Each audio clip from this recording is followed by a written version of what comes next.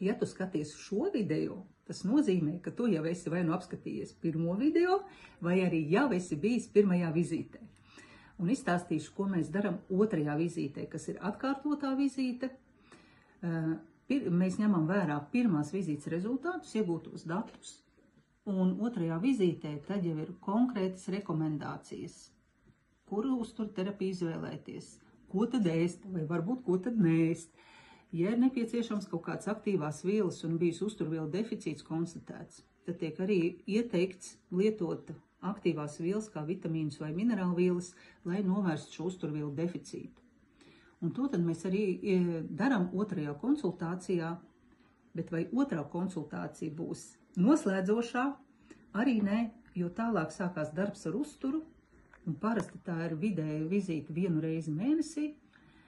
Tad, kad piekoptais uzturs un norādītais uzturs, viņš tiek nedaudz pakontrolēts, ir ļoti svarīgi man nākamajā reizē izdzirdēt, kā tad tu jūties ar šo diētu, vai ir kaut kādas izmaiņas, un ko tad darīt tālāk un kā iet tālāk.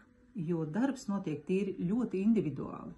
Tas nav vispārējais darbs un visiem viena recepte. Nē, katram ir sava pieeja, katram ir sava uztura terapija un līdz ar to arī katram ir individuāls norādes. Tiekamies konsultācijā.